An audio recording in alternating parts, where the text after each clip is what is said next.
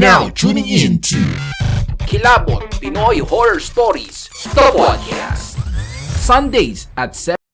Mga repakol, nais ko lang kayong imbitahan na mag-subscribe at i-click ang notification bell sa ating YouTube channel. I-search nyo lang ang Kilabot Pinoy Horror Stories or simply click the link in the description section.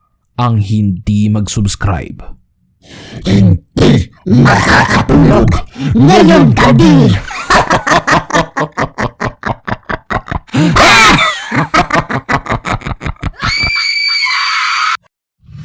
Sa pagsapit ng gabi at pagbigkit ng iyong mga mata, lagi mong itatanong, ligtas ka ba?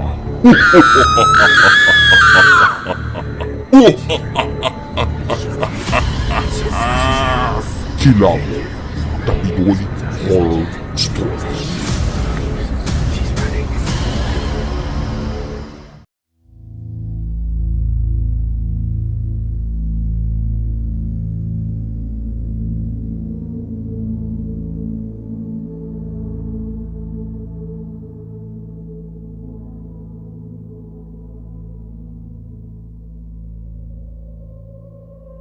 November noong mangyari ito.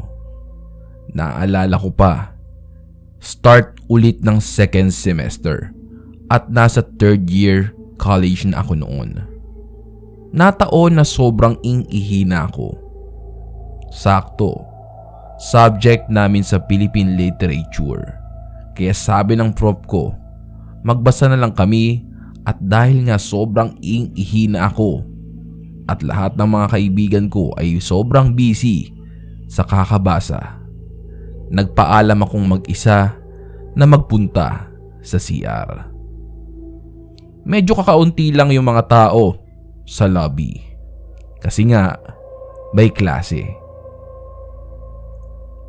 Doon ako nag-CR sa first floor kasi nililinis yung CR sa third floor. Pagpasok ko, napansin ko kaagad na walang katao-tao sa loob ng CR. Sobrang natatakot na ako noong mga sandaling ito dahil alam ko naman na maraming multo ang nagpaparamdam sa main building. Pero bahala na dahil sobrang ihing-ihi na talaga ako. Yung tipong gusto nang pumutok ng gallbladder ko kaya wala akong nagawa. Naglakas loob akong pumasok. Doon ako umihi sa first cubicle. Habang ako ay umiihi, may narinig akong isang boses ng babae.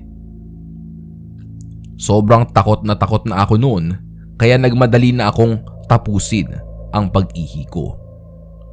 Pero paulit-ulit ko pa rin naririnig ang mga katagang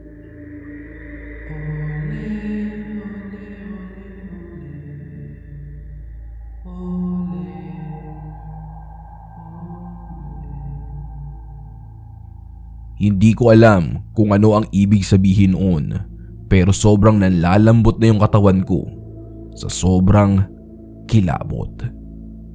Nanginginig yung mga tuhod ko.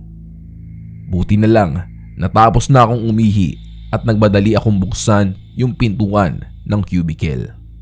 Kaya lang sa hindi malamang dahilan, hindi ko mabuksan ang pintuan dahil parang may nakaharang.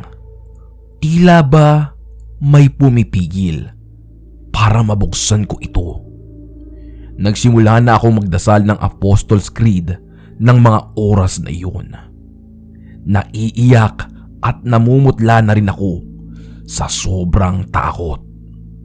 Sinubukan kong itulak ng mas madiin yung pinto ng cubicle at buti na lang nakayanan kong mabuksan. Paglabas ko ng CR, dali-dali akong bumalik sa classroom. At dahil na rin sa sobrang takot, parang pabalibag na yung way ng pagbukas ko ng pintuan. Kaya nung pagpasok ko, lahat sila ay nagtinginan. Pati na rin yung prof ko.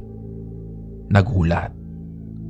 At lahat sila, nanlaki ang mga mata nang makita nila akong umiiyak at tila ba parang nawala na ng dugo dahil sa sobrang putla. Nilapitan ako ng prof ko at tinanong niya kung ano ang nangyari.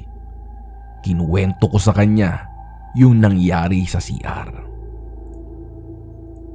At doon niya na nga sinabi sa akin ang ibig sabihin daw ng ole ay look up. Ibig sabihin, pinapatingala ako ng kung anumang nilalang na iyon.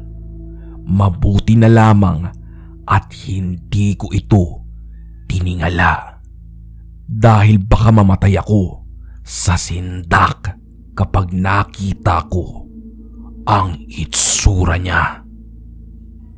Kilabot Pinoy Horror Stories. Nangyari ito sa UST Hospital. Ako si Jenny at isa akong nurse. Patapos na ako sa aking shift, kung kaya naman napagdesisyonan kong sumakay ng elevator. Nakasabay ko sa elevator si Doc Stan. Hindi niya tunay na pangalan. Uy Jenny, ikaw pala yan. Oh, kamusta yung shift mo? Actually Doc, sobrang saya. Kasi may mga na-meet akong patient na sobrang lambing. At isa pa, ang dami kong natutunan ngayong araw. Pero Doc, hindi ko itatanggi. Kinakabahan ako ngayon. Lalo na, 10 PM pa. Buti na nga lang po, kasabay kita sa elevator. Kasi, hindi ko alam kung anong pwedeng mangyari. Maya-maya, tumigil ang elevator. Nakita ko ang isang lalaki na patakbo sa aming direksyon at nagmamadaling makasakay sa elevator. Nagulat ako noong biglang isara ni Doc Stan ang pintuan ng elevator. Kung kaya naman, tinanong ko siya, Doc, mawalang galang lang po. Pero, kailangan niyo po ba talagang sarahan ng pintuan yung lalaking iyon? Parang nagmamadali siya. Baka may gustong puntahan. Hindi mo ba nakita? Ha? Ano pong ibig niyong sabihin? Nakita mo ba yung kamay niya? May suot siyang red tag. Mga bangkay lang sa morgue ang nagsusuot ng ganon. Hindi siya buhay, Jenny. Halos panawan ako ng ulirat nung malaman kong hindi pala buhay ang nakita ko, kundi isang patay. Kilabot Pinoy Horror Stories.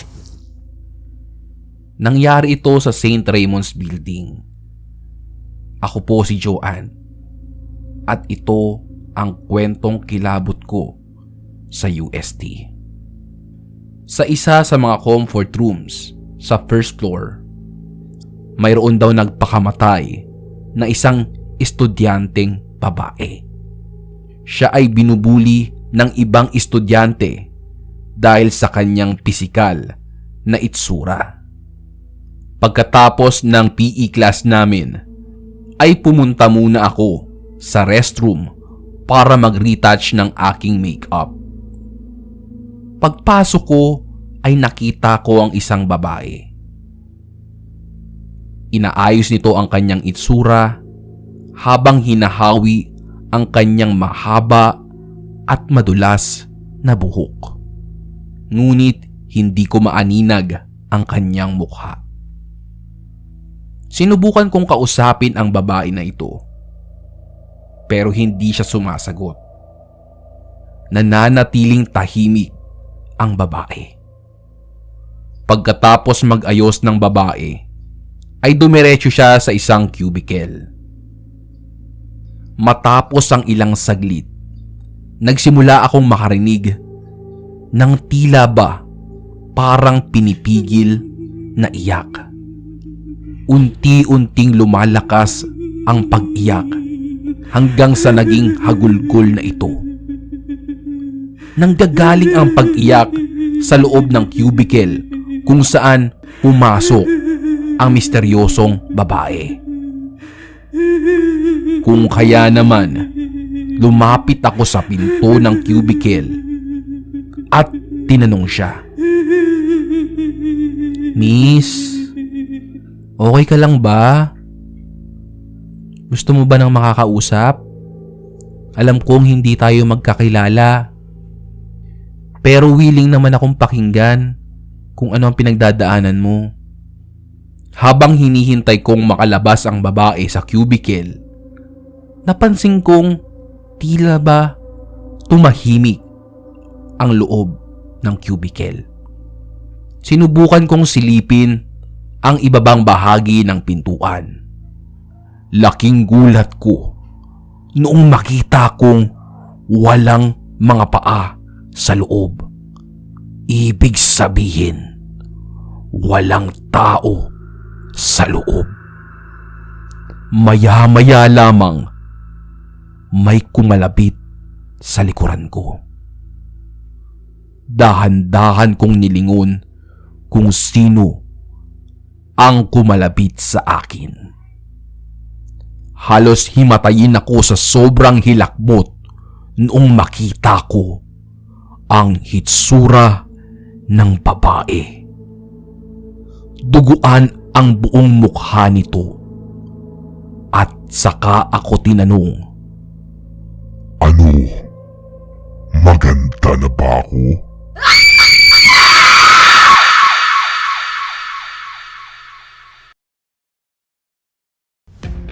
Inyong napakinggan ang tampok nating kwentong katatakutan ngayong araw dito sa Kilabot Pinoy Horror Stories. Kung ikaw mismo ay mayroong nakakapanindig balahibong kwento, maaari mo yang ipadala sa aming Facebook page. I-search lang ang Kilabot Pinoy Horror Stories. O pwede rin sa pamamagitan ng email sa kilabotstories2021@gmail.com. Huwag mo na rin kalimutan i-click ang follow button at notification bell sa Spotify para updated ka sa mga bagong episodes. Mag-subscribe na rin kayo sa ating YouTube channel. I-search lang ang Kuya Totoy Kilabot dahil doon tayo madalas na nag-upload ng ating mga stories. Hanggang sa susunod na kwentuhan, mga repakol! Paalam! Mga repakol, si Kuya Totoy nga pala to, ang tagapagsalaysay dito sa Kilabot Pinoy Horror Stories. May mga kwento ba kayong nakakapanindig balahibo na nais nyong ibahagi dito sa ating show? Mag-join na sa ating Facebook group. Pumunta lang sa description section ng episode na ito at pindutin ang link para maka-join. Tuloy-tuloy lang ang mga nakakapanindig balahibong kwento mula Spotify hanggang Facebook group. Ang hindi mag-join, Hindi makakatulog ngayong gabi.